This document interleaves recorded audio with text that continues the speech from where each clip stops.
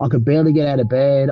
Could barely do cardio. I'd go to train and I would just sit in the car. I had times where I drove back home. I'm like, I can't train. I just have no energy. Then I'd go home and drink a couple of liters of water and then have a nap for an hour. You can't work. Like, I couldn't work. I don't know how the ones that worked, did they get to this level of condition? I'm not sure that they did. I remember one day I went home a second attempt. I went back again after failing to train legs. I thought, there's no way. I couldn't do it. And then I went back the second time and then I got it done. And I just remember every set thinking, this is fucking hell, man. People aren't exhausting amateur level and focusing too much, and they're giving out pro cuts too quickly. What do you think about all this going on? I think that's a great point that you pointed that out. And I can tell you right now, you're absolutely right. I won the first 4 shows in a row, right? They were talking about me becoming pro in my second year. I was like, holy shit, I might have a fucking career out of this game. I didn't want to be pro then. I was like, I want to win every show in Australia. Every single show. And that was my goal. And I said it openly. And I was then, those years, I was just doing the FedEx shows and early in the year, not doing the nationals. And then everyone would talk shit. Oh, he's won FedEx, he's won this, he's won Queensland, but he hasn't won a nationals. And then I go, all right, I'll do a nationals then. Because that back in the FedEx times, you do FedEx and then Australasia's after that, which is practically a nationals. It's just a different name. And people would say, oh, he's won Australasia, he hasn't won a national. So I just wanted to shut mouths up. So I went around every year for 3 or 4 years straight, and I won all of them. I won, like, the first time I've ever met in person. And he goes, Aaron, you're the leanest person I've ever seen in my coaching career, equal with Eduardo Correa. And Eduardo Correa was like known back then as like,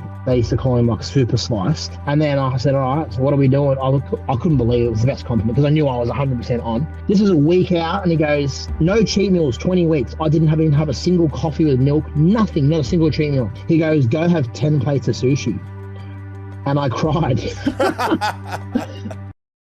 Hey guys, not to take up too much of your time so we can get straight into the podcast, allow me to thank my sponsors quickly. Macro Foods, you can go to macrofoods.com.au and use code MTP10 to get 10% off all your orders. Nutrition Warehouse, your number one supplement store. You can go to nutritionwarehouse.com.au and you can use code MTP15 to get 15% off. And Alka Power Water, your number one alkaline water, found in many, many stores. Go down into our description and you can find out more. Yeah. Moved to Queensland at 15. He played heaps of sports, AFL, rode motocross, started gym at 15 to get bigger for footy. Sparky for 10 years, now owns a fleet of concrete trucks and an online coach, father of 3. And your first show, which I mentioned in the announcement, was 21, but it was actually 23 when you first competed. And you were an amateur up until 2017. 3 Mr. Australias, 3 Mr. Australasia, 2 FedEx wins, Arnold Classic Gold, under 80s, runner-up in 2015. 2019, New York Pro, Indiana. I think it's Indianapolis Pro. Yeah. And Olympia, 9th place. What a feat that was. New York Pro comeback, 10th in 2024. Please help me welcome Aaron Politis. How are you, brother? Good, mate. Thank you for having me on. Yeah, thank you so much, man. Let's before we go into you growing up, I'm going to go to your Instagrams and I'm going to go to your first pin post. And your first pin post was on the 22nd of the 5th, 2024. It goes a little bit back, but you are training in the US at the Dragon's Lair with Flex Lewis. He's really putting you through your paces. I just wanted to ask you: is it dramatically different, like over there in the US, in comparison to gyms and training style and attitude here in Australia? Like, what have you noticed?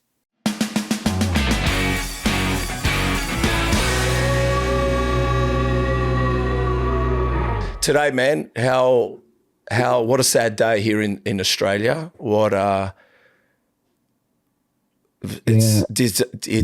It's like shocking, and it's really hit me emotional, and I've had a shit morning because we're here in Sydney and the vibe is really, really bad. But you were saying yourself a few things about some predictions. People were talking about it. You're talking about Candace and a few others. Yeah, it just sort of freaks me out when I see people predict these things and they happen. Like Candace Owens put a Twitter up or something like, maybe I think it was like 2 or 3 weeks ago. I remember when I seen it today, but I also seen it when she posted it. Right. And she said there'll be a terrorist attack in the second week of December. And whether this was the one she's talking about, but this is literally a terrorist attack, second week in December. It is. And then everyone's sharing that today. I'm like, man, that's so freaky. Unless it's like you say, unless she knew that they were targeting Hanukkah, which is a Jewish festival, and maybe it's a specific attack on Jews to do with all the stuff overseas. Maybe that's why she knew. Who knows? But that freaks me out when someone predicts something so serious and scary, and then it happens. Like I say, I don't want to get too deep into conspiracy, but like that freaks me out, man. Like when someone says that, and like, obviously it was pre-planned, obviously. Like, but like this is in Australia. She's American. Like I don't know. Like it's sort of scary. But yeah, watching the videos. Like these days, in our current era, you get gruesome videos all over social media, and it's. The worst one I seen was the one where someone's walking through the park and there's just bodies everywhere, and you can see the bodies that they've left alone because they're already died. That freaked me out. You saw that now, the one down in Bondi. That was like there's bodies with towels on them. They've left them because they're obviously already dead, and there's obviously people that are still semi-alive and they're getting their CPR, and it looks like a war zone. It's so hard to watch that. Another one I watched, which was really scary. While the guys are shooting, these families laying on the grass, like what would you do in this situation? They're in the middle of the field, so you're a sitting duck, and they're all laying down together, and they can't move because if you stand up, you're probably going to get shot. And the video goes for minutes. It's minutes. It feels like it goes for half an hour. Can you imagine laying there and it's going bang, and then they're trying to crawl towards a park bench, which doesn't mean you're safe. And I'm thinking they're in a direct line, the firing line, and they're all laying there cuddling each other, and they're just sitting ducks because that guy can just shoot them at any moment because they're in the middle of the field. And if you look in the video, there's nowhere they can really run. If they run to the first fence or the other side, it's like 20, 30 feet plus. So imagine you got a family there. What do? Get up and make a bolt for it? And what if you make that decision? All right, let's run. And you get up, and that next minute, bang. And they're just laying there, cuddling each other, and they're ringing. And heaps of them are on the phones, ringing their loved ones. Who knows? Maybe saying, "Oh, so freaky." Maybe saying goodbye, or I don't know what they're saying. I can't really make it out. But that video was freaking me out because it makes you really. You just think to yourself, what would you do if you're in the middle of the field? Oh, I don't know. I'd probably run, but it's not. I've got 3 children, so it's not simple.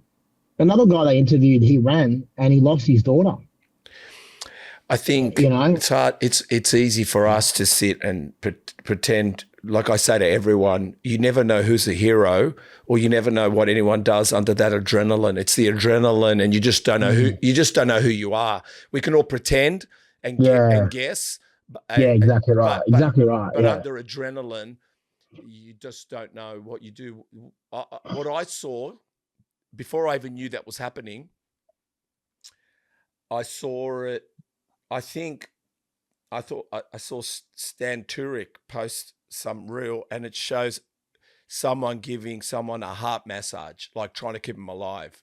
And I thought to myself, oh, that must be something bad, that someone drowned at Bondi. I did not know, didn't put 2 and 2 together that this was happening in Bondi, and then it just escalated. But what about the guy that jumped the guy?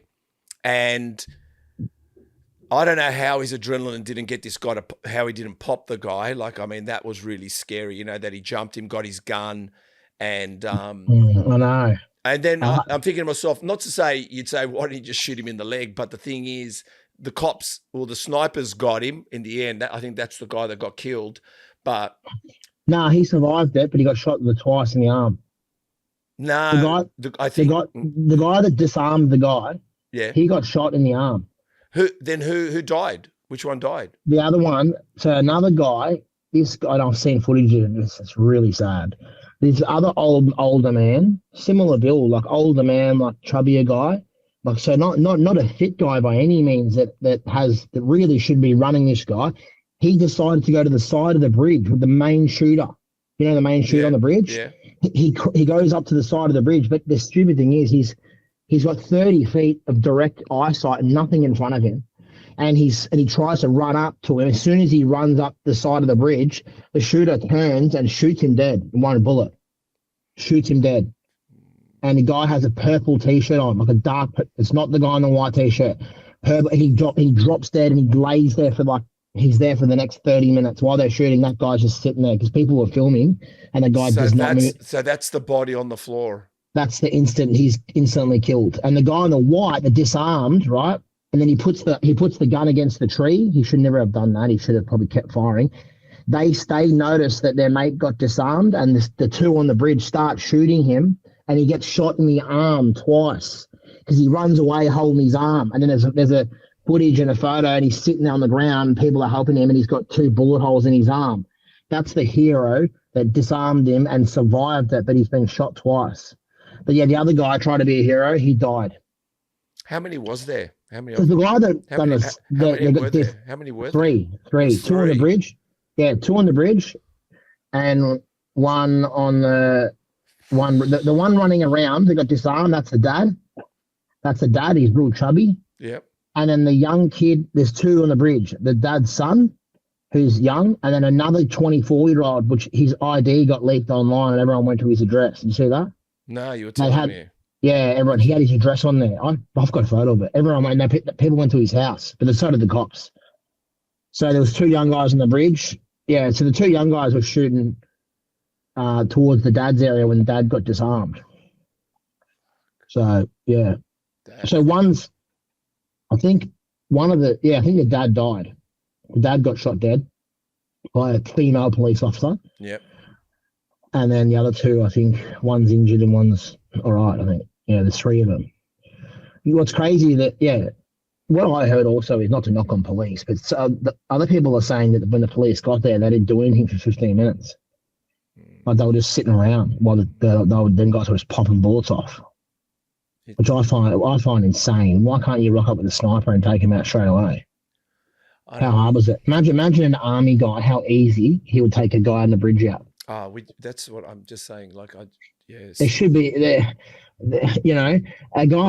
army guy would take him out from 3 kilometers away. Yeah, that's what I was saying. All you needed to do is get a sniper in quickly and bang, bang, just take them all out. But even a guy with an M16 and a scope, like I'm assuming the cops just rocked up with Glocks, but I find it crazy if that's true they got there, apparently they were standing around not knowing what to do, which is so wild. But I guess it's all allegedly, isn't it? I don't know how true that is, but it did seem like a long time. Everyone's complaining how long it took. The guys were just shooting and shooting and shooting for ages, and no one got there.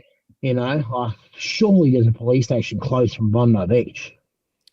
I just, like I said to you, man, when adrenaline hits, when things are happening, you just, like I said, when you're trying to contemptualize, whatever it's called, conceptualize, I don't know, I can't get the word now. You don't know what to do, but now that you're telling me about that body on the bridge and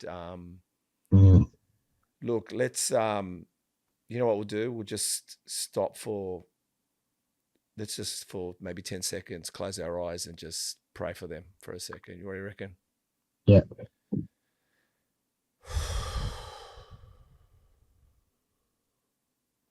Yeah, Lord, just bless these people. Let's get into this podcast. Ready to go? Yep.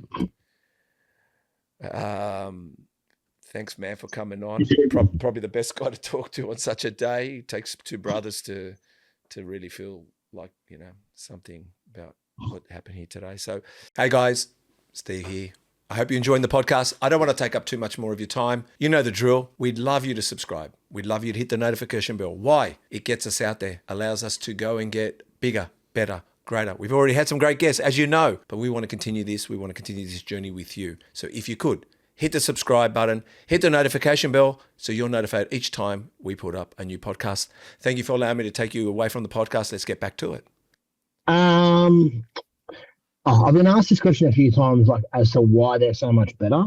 But because let's be honest, over the course of the last 20 years, no Australians really have given any of the Americans a run. The only one that has made the Olympia in bodybuilding is me in the 212, and then Josh Lenartowicz was fucking really good. Yeah. Josh Lenartowicz was was would have been. I hate to say, I hate to see his career cut short, but he was on the path, I think, to be what probably our best bodybuilder ever. Like Lee Priest is probably always going to be the king, but Josh was like 300-pound monster, and he was winning. He had that year where he won like Tampa Pro, he won the Lucha Reno, he won like 3 pro shows in 1 year. And we'd never seen that as an Australian since Lee Priest, since like what 2002 or whatever, or back those days. Yeah. So like when Josh did it, I was like, holy shit! 'Cause it almost became impossible. Like the last good bodybuilder before that was like Luke Wood, really. Yeah. And then no one was making Olympia. Not only did Josh make it, he won 3 pro show wins in a year. Almost never happens by anybody anymore. Yeah. I can't even think, unless you're like, I can't even think of one bodybuilder, maybe Sean Clarida, like that wins that many shows in a year. Dexter used to do shit like that, but yeah. So then, I can't remember where I was going with that. Sorry. No, but we're talking about America and yeah, as to why they're better. But I honestly don't know why, man. Honestly, I've been there. I've seen the gear that they use. I've seen everything's the same, bro. I just think that they live and breathe it more than Australians. I think it's not. People go, oh, they got better gear, they got better this, they got better that. Yeah, I hate to tell people, but I don't think they've even got the better supplements. I think they just live and breathe bodybuilding. Like some of them, like the guys out of Texas and that, they just live and breathe like Destination Dallas and then even this new gym on Vegas now, the new Tech gym. Yep. Oh man, it's next level. From what I see, I didn't train there, but it was just come after I left. And obviously Flex's Dragons there. Man, these guys live and breathe bodybuilding, and they're in Vegas. They got more temptation than anyone on the planet. They're in the party central of the world, and they live and breathe bodybuilding like nobody. And they just, maybe there's more people there, but people think it's drugs. It's not. I hate to tell you that they're just good over there. Like I think they just live and breathe it. Do you think from all the people that I've spoken to, like obviously like the Chris Cormiers and the Sean Rays, just everyone, I've come to understand that it starts from college, like high school years. For some reason, there's 2 things going on there. This is what I've heard. I've heard that there's bodybuilding, but predominantly wrestling. So they're very big. They're very big on jocks, gymnasiums in schools. I think they start very young in that area. That's what I believe. And also, I think they really believe there's a career in it. I don't know if we believe there's a career in it, but they really do. Yeah, that's the second one. The latter is definitely true. They're massive on Division I wrestling. Like heaps of the UFC fighters build a career off being Division I wrestler first in high school and all that. And they're wrestling from a young age. Yeah. We don't even have that in Australia. It doesn't even exist. Yeah. And those wrestlers are in the gym training like bodybuilders from a young age, being taught because they're going to be strong for wrestling. And you look at some of those high school wrestle teams and that, they're muscly kids. Yeah. And to be honest, some of those American schools now, they're taking gear from 16 years old because they do it for wrestling. And they're just these nugget, big necks, like... And for the equivalent for us is maybe rugby league, but wrestling's huge there. And then their gyms at the schools are absolutely insane. That's what I mean. They invest a lot of money in them. Because the NFL schools, American football, they're so big and they're building monsters. They've got 18-year-olds there that are 300 pounds, like monsters. And that sort of gets them into bodybuilding as well, because a lot of NFL guys are trying to be, it's different here. They're trying to be huge and they're massive monsters and they're trying to build them, and then they just accidentally fall in love with bodybuilding. Same as me. I was short for football. Yeah. So I started going to the gym to get musclier, to give myself more confidence, to play better footy. And it did. I was muscly as shit by the time I was 16, 17. They used to call me steroid boy when I played AFL, and I was completely natural for 7 years. Really? I had muscly arms. I was only little, but I had muscly arms and like big shoulders. And when I played on the field, they would call me steroid boy, but I was just like this little jacked nugget. And it would make me a better footballer because it gave me confidence because I was short, but I was thick, But then how I fell into bodybuilding is I started racing motocross, and that was my downfall. I kept breaking bones. I broke both my wrists, broke my collarbone, broke my ribs, dislocated my shoulder like 10 times. And then my shoulder was so bad at the end that it would just dislocate all the time, even in my sleep, from throwing a ball.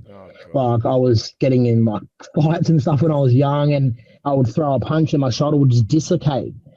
And then I went to the doctor, to the Titans NRL team. Yep. I went to their doctor, like the best of the best. Yeah. And he said, I need major surgery. It was $17,000 full reconstruction. I've got artificial bone in there, big titanium screws. And they put it back together. And he goes, mate, you can forget about those sports. Like, he goes, just definitely quit motocross. Yeah. And and I was going to lose my job because of the motocross, because I kept having time off, broken bones. And my boss said that to choose my career or motorbike. And I wasn't even the best. To be honest, I wasn't that good at. I was C grade rider. I wasn't A grade rider. I was good at football though, but like I won best player in the grand final once. Oh yeah. So I was a good football player. But then after that, he goes, Aaron, just stick to the gym and quit all the other sports. Forget about everything else, and rebuild your shoulder and just stick to the gym. It's the safest thing for you. So then I just did that. I just quit everything and I was just gymming 24/7. It took me like a year and a half to rebuild my shoulder after the reconstruction. It was really bad. That surgery wasn't a quick. It wasn't a quick heal like these days with peptides and all that shit. That sort of that operation today, you could honestly recover in like 3-4 months. Oh, unbelievable. But mine was like over 12 months. I didn't train a single day for a whole year, and man, I got so depressed. I went down to to give you perspective, I'm like 103 right now, like shredded. I was 69 kilos or something. Oh my God. From 80 went down to 60 or something. Yeah. And then got back in the gym, and then a year and a half later rebuilt back up to 80. And I remember thinking 80 was big. And then Logan convinced me to compete my first show eventually. I was just going to festivals and like being just a muscly bodybuilder at that festival. Like in Zizia, to be honest. Yeah, yeah. It was like that. And then went to World Gym Ashmore. Michael Galley, Yeah. and Logan both got in my ear. They asked me for about a year and a half straight. And then eventually I said, all right, no more partying. Maybe I should do this show. And Logan prepped me for FitX, which was the biggest show. FitX was the biggest show we had then. It was like the Arnold. Okay. And then, I did Queensland's first, obviously, won that. And then went to FitX and then won the novice under 80s. Yeah. And then I was obviously addicted then. I was like, fuck, this is cool, I'm 2 wins straight away. Obviously, and then I think in my whole amateur career, I think I only didn't win. The only time I didn't win a show was when it was an international show. Yeah, yeah. Okay. So I went Arnold's Columbus, I was 7th.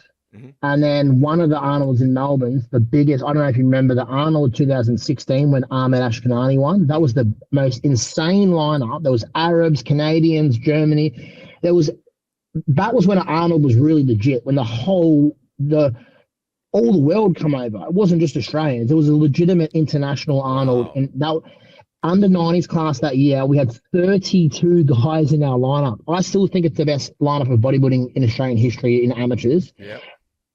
4 of those guys ended up being Olympians. That shows you how good that lineup was, right? That's amazing. I was the highest place Aussie in 5th. Wow.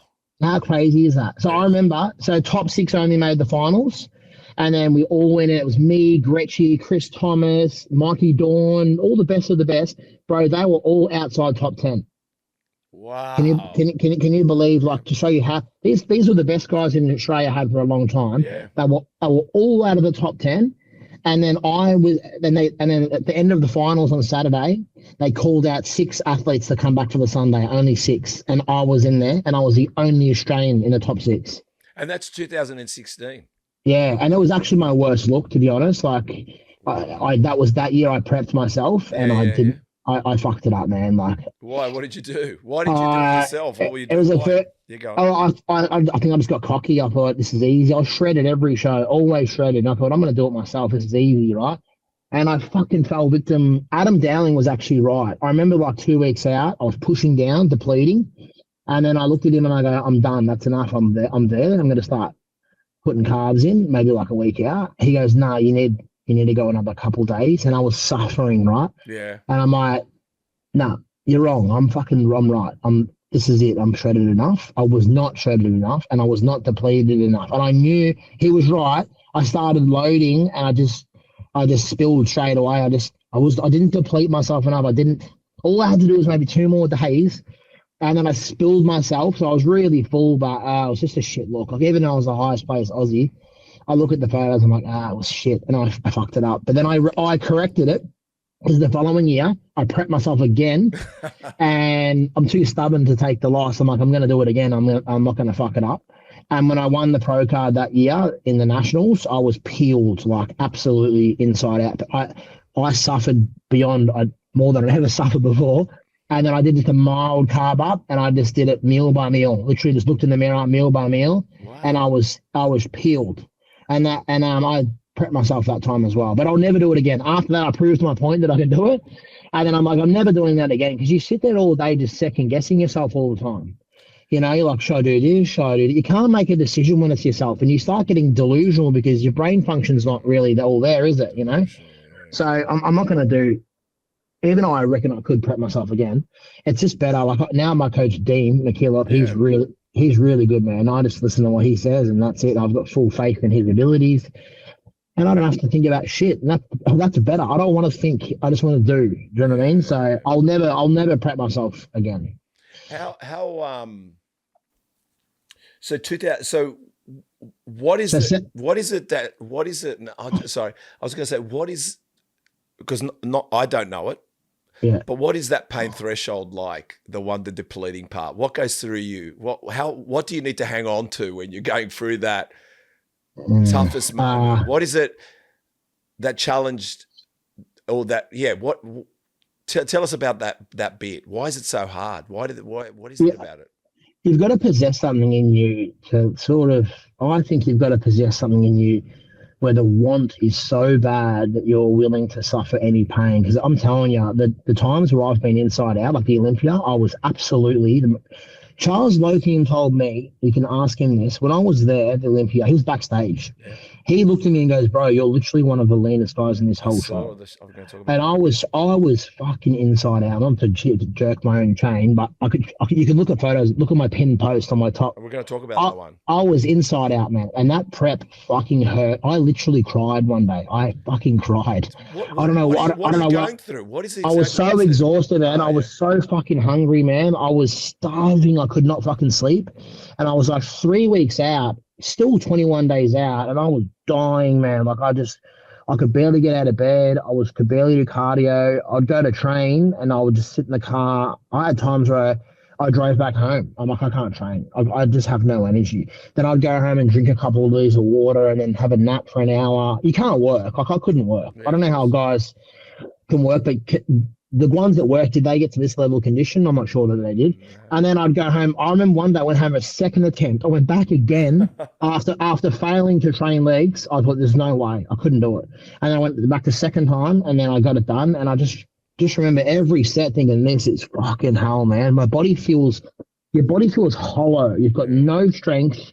Man, you can barely get up. I'd sit on the couch and my bladder would be full of wee, like you need a piss. Yeah. And I just couldn't move. I'd lay there putting it off, and then you're just trying to get the energy just to go for a piss. And I feel like that's the level of suffering I think personally is required. Because any time I've been that level is when I've been inside out, and it hurts, bro. Like it really, really, really hurts. If you're just cruising through and it's easy, there's no way you're inside out, because your body, to be that lean, it honestly feels like you're dying, to be honest. It's the best way to describe it. Like you feel like, you just hate everything. You know, I take it hour by hour, little tricks that I do. What do you do?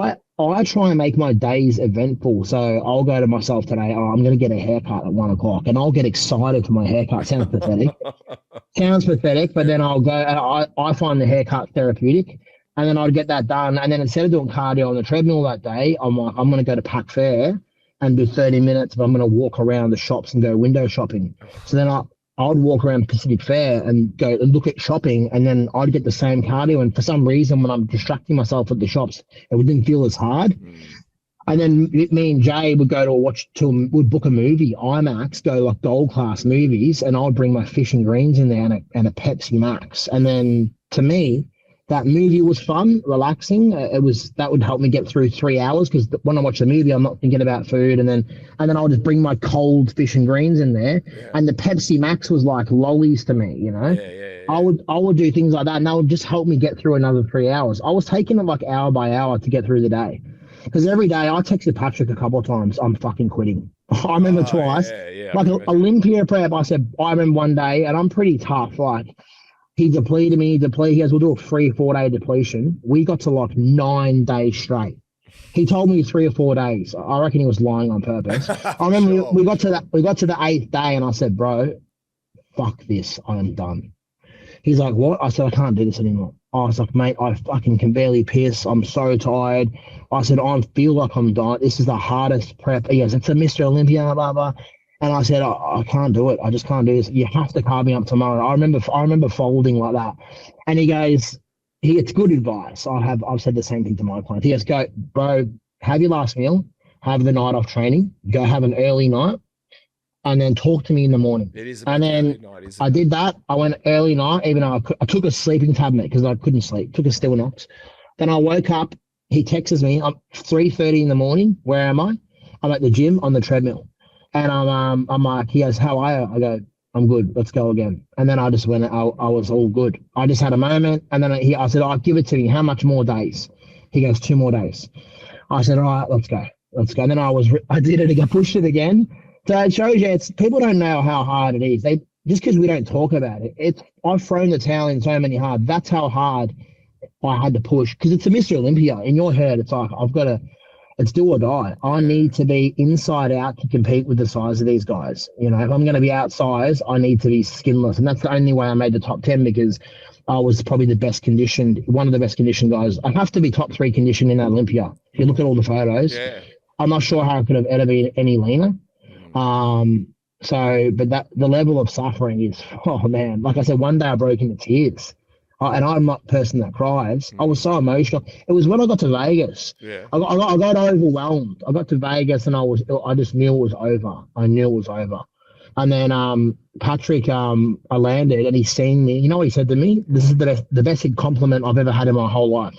Patrick Torres coached the best of the best. Yeah. He's seen me in person, first time I've ever met in person. And he goes, Aaron, you're the leanest person I've ever seen in my coaching career, equal with Eduardo Correa. Wow.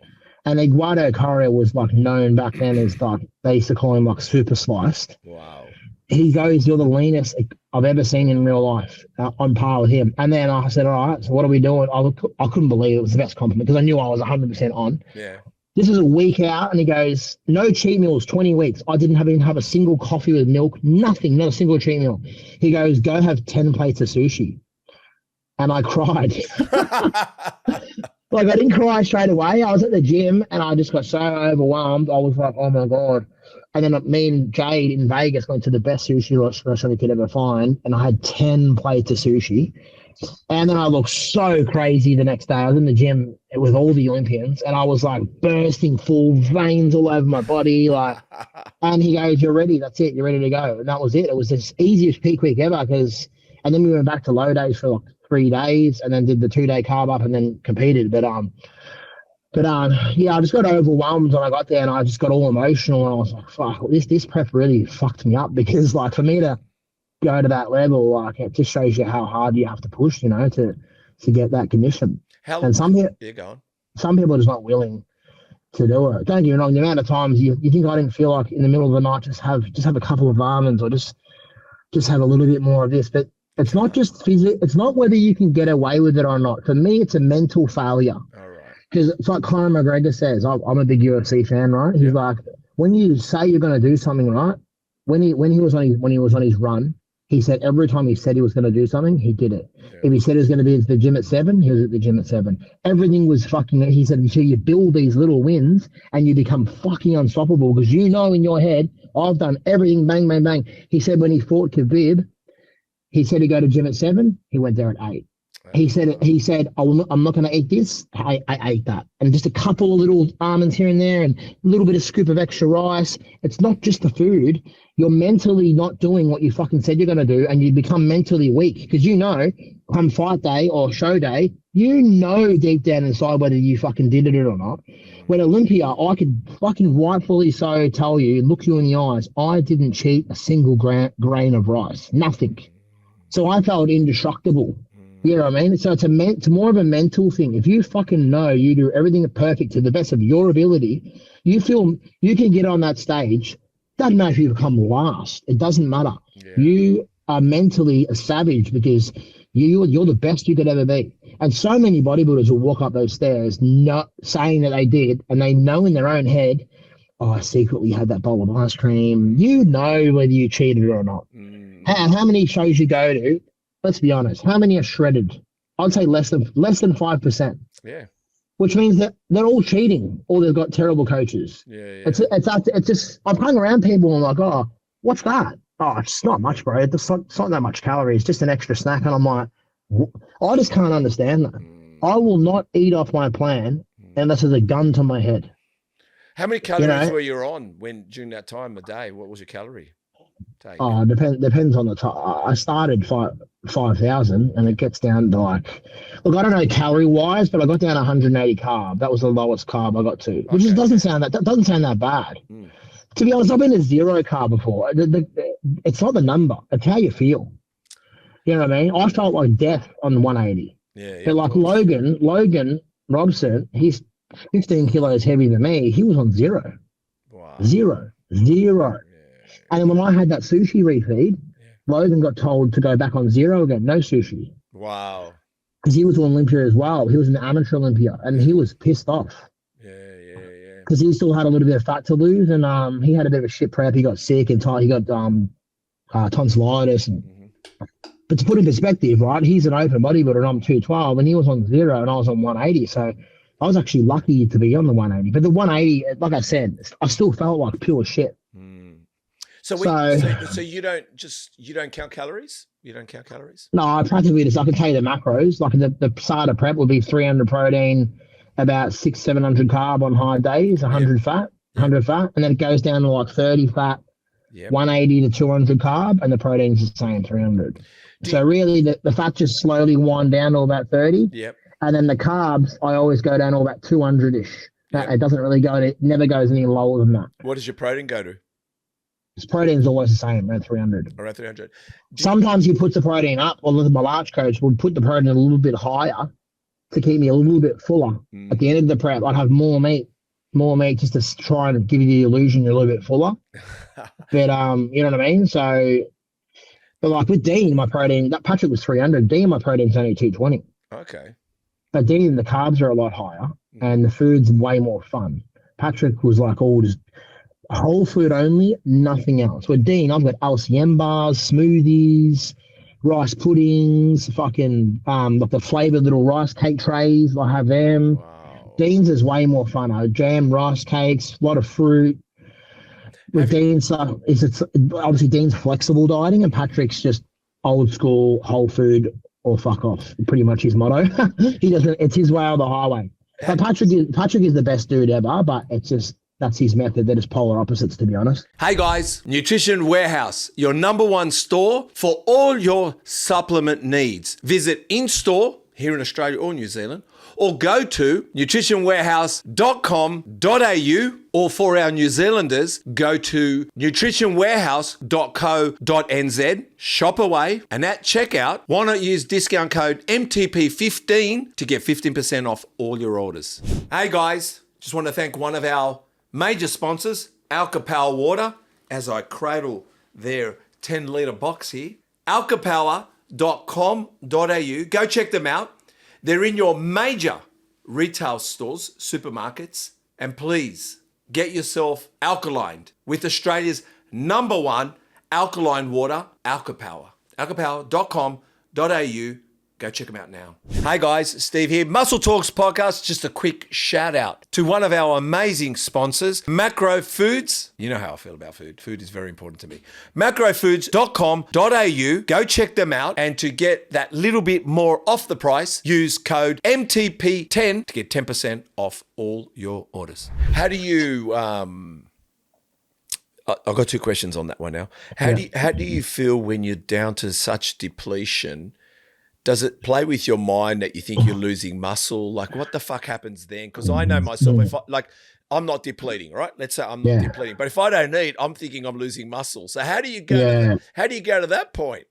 You have to. I know that you face these hurdles when you first start competing. I'll give you a story of my first year, right? Please, yeah. Logan prepped me, right, and I had that feeling you're talking about. I Yeah. thought I was big, right? Yeah. But you're never as big as you think you are. All these guys that have never competed before, you know those guys, oh, bro, I'm 110 kilos. Yeah. And I look at them, I'm like, bro, if you competed, you'd be 78 on stage. Like, For sure, yeah. and they're like, what? I'm like, bro, I lose that back then. I lose 15, you could lose 20 sometimes. I'm like, you've got 30 kilos of fat and more. They're so delusional. People say that to me all the time. Oh, back when I was younger, oh, you're only 80 on stage. I'm like, man, you would be 75. Yeah, 100%. Like they're delusional. They think how big they are. Guys think that they're 100 kilos, 25% body fat. They think that they're 90 on stage. It's absolutely insane. So the first rep, I felt that, right? I started losing heaps of weight. So I started lying to Logan about my cardio and not doing the cardio. And then I got guilty because I hate lying to my coach. And then I told him like 3 weeks out that I'd been lying. Yeah. And it was sort of too late. And I won anyway, right? I won anyway. But this next show, I was so much leaner because I learned to realize it just is what it is. Like, trust the process. You've sort of almost got to look small at a period. When you're fully depleted, you're going to look small. Yeah. And you got to just put a baggy shirt on and just shut the fuck up and follow the process. Because I just learned to deal with it. And when I felt those feelings, I put a baggy shirt on. I was even buying long sleeve cotton basketball shirts, like Chicago Bulls long sleeve ones and Harley Davidson ones, and not looking at myself in the gym. I would just train. I would not look at myself because I felt so small. And then I know every show, I just look at my stage photos. I'm like, I'm not small at all. I'm always, as an amateur, I was always the muscliest one. Yeah. So I was like, telling myself, stop being delusional. You're never going to look small. It's impossible for me as an amateur. As a pro, you could a little bit, but as an amateur, I'm never going to. And then I just told myself, Aaron, you've got to do this. And then I'll just block it out because it is hard to do that. And as a pro is a whole nother level, but I'm so used to the feeling small thing. I just realized you have to feel small at certain phases to get that body fat off. Your body's not going to get rid of that stubborn fat on your ass, your lower back, your hamstrings, until you're completely depleted of all glycogen and your muscle bellies are just bone dry, empty. Like, you have to push to that level. And it just is what it is. You just know at the end of the day, you follow this process. What the fuck else can you do? You can either follow the process, forget about what you think. What you think is delusion half the time anyway. Yeah. There's nothing you can do about it. Like, you got to ask yourself, all right, I feel small. Well, what are you going to do about it? Not get lean? Then you're going to be medium to small and fat. So you've got to get lean. You just got to. It's just a bit of a mental battle. But I think it gets better with time. Has it? You know? Is that why you did a post? This is why I haven't jumped back into competing so fast. I didn't compete last year. I didn't compete this year. No, I missed this year. Yeah, you did. Because I went straight to the New York Pro, right? Yeah. 4 years off competing because of my twins. Yeah. Straight to the hardest show in the world, right? Yeah. And I got an infection a week out, which ruined. I heard about that. Yeah, I heard about that. Yeah, you got sick. It could have killed me. It was really bad. Wow. It was this. I'm not kidding you when I say this. It was the size of my fist. It was a baseball. So it was just dodgy gear I got off a guy in Vegas. None of the boys at the Dragons there was none of them boys. The guy that did it is banned from the Dragons there now. Right. Because it was his fault. It's a long story. But I put it in my glute, right? And then I put one on my shoulder. And then it was killing me. I was walking around Caesar's Palace, once again doing my cardio hack. I was walking around Caesar's Palace doing my cardio instead of the gym because I felt like I'm walking through Vegas Casino, way more exciting than doing the treadmill, right? And then I'm walking along and my glute was killing me. And I'm like, fuck, my glute is hurting. And I texted Logan, I'm like, bro, my glute. And I was talking to Flex about it. Yeah. And then my shoulder was hurting. And I'm like, man, maybe it's the probe. You know, probe can hurt. And I'm like, you don't really need probe in the last 2 weeks. So I thought, I'll drop the probe. Cut the probe out. And then I pinned them again. Oh, that was the worst thing I ever did. Then the next day, shoulder killing me again and the glute with no probe. And I'm like, oh, there's a problem here. Then I found out that the gear had bacteria in it. And then the glute got worse and worse, and to the point where it was gigantic, man. It was scary. Like the size of a baseball, not even a tennis ball. Wow. And then I'm talking to like everyone was helping me, bro. Like Flex Lewis, Keone Pearson, you know, Mr. Olympia. I was ringing John Davies. I was ringing Tony Doherty. I had a group chat in WhatsApp with Sam Gardner, Sam Pearce, Logan Robson, Michael Galley, and I'm giving them all updates every day. And I'm like, what do I do? We're just brainstorming. And I went to hospital twice, and they wouldn't do shit. They're like, well, put you on medication. I'm like, well, I don't want to take that because I'm going to get really big with water retention. And they didn't care. They wouldn't drain it. They wouldn't give me a penicillin. Tony said get a penicillin shot. They just wouldn't help me. So I ripped the band off out of there and cracked it and walked out. And I ended up going on the medication. I had to go on the medication or potentially, if it gets into the bloodstream, it can kill you, right? Yeah. So I'm shitting myself. This is a week out from New York. And then listen to this. I was 209 pounds. What weight do you think I hit on the medication after 48 hours? Have a guess what weight I hit. You won't believe me. 209 pounds. What do you reckon I hit? Oh, I can't guess it. Tell me. 240 pounds. Oh, fuck off. That's heavier. I'm 235 pounds now in the off season. I was heavier than my off season weight in 2 days. I put 30 pounds of weight on. I was huge. I had a 4XL t-shirt on. It was tight. And then Neil Hill is like, bro, you can't compete. There's no way. You're not gonna get 30 pounds off your physique in 6 days. Yeah. And then like Tony and John go, just keep going, just keep. And then I thought, fuck it, I'm gonna. Just proves my resilience. Like I was going through the worst hell. Yeah. This is while going through a divorce, bro. Yeah. While I was out of my house, she was gutting my house as we speak. She emptied my whole house, took every belonging that I ever owned, left my bed. That's all she left was my bed. I'm in America competing with an infection as well. Like I had the ultimate stress. I was hashtagging the hell prep. But I'm like, I'm not quitting. I'm absolutely not quitting. I know that it's not going to be successful, this prep, but I want to know that I never quit. No matter, I'm not quitting just for the fucking principle of it. I know that it's not going to be my best look. It's impossible, but I'm not quitting. So I flew to New York and we dropped all the medication 3 days out, started taking diuretics, went from 242 pounds to 209 pounds in 72 hours, made the weight. And then front on, I actually looked pretty good front on. I would say 90% of my best. Yeah. Still, you can see my chest was a little bit not as dry, but front on still pretty freaky. But the rear to me was a joke. Like the rear was bad. My glutes were soggy. My lower back had inflammation because of the infection. It was all inflammation all over my lower back. It actually went. It was at the top of my ass, right? Yeah. It went all through my lower back, so it was blurry. But somehow, in the biggest New York lineup in 212 history, 27 guys, biggest in history, I still made the top 10. So even Tony was there. He goes, mate, I think you're going to make the top 10. And I was like, I was actually proud that I still managed to create, because that's actually the highest place to train in the male show there. And then you're not even at your best. Nowhere near my best. So I'm just disappointed. I was like, where would I replace realistically? I think I could have been 5th or 6th, maybe. It's all hypothetical, and that would have been massive for a New York pro, the biggest New York pro ever. You know, but anyway, it is what it is. I didn't talk about it. I was supposed to go to Canada after that, and then the Indian promoters rang me and said they want to pay for my flights, accommodation, go to India. But I cancelled the whole trip. As soon as I got off stage, I hated the feeling of turning around into 1,000 people, knowing I felt naked, bro. Like I felt naked. Imagine having you got this huge lump. Yeah. And I couldn't cover it. I just wanted to go home. Like I got off stage. I said, Patrick, I'm done. Like the trip's finished. I'm canceling Canada and I'm going home. Yeah. So I didn't tell anyone for a week. Like I went back to Vegas and stayed there for another week. Actually, I stayed in Vegas for 2 more weeks. But then another week later, I announced that I was pulling out. And then luckily I did because I flew home to see my doctor. And he goes, the lump was so big. He goes, Aaron, if I lance this, like cut it out, he goes, you're going to get a permanent divot in your ass. No way. So I had to go back on that medication, which that medication really fucked me. It made my stomach swell up. And I had to go back on that medication for 16 weeks again. And I did a 4-month detox. And then I just decided, fuck it, I'll go get a hair transplant. So I got a hair transplant at the same time because I had time to kill.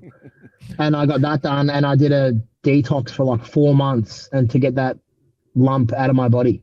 And I never had an infection in my whole career, in my whole life. What's the odds I get it overseas at 1 week out from New York?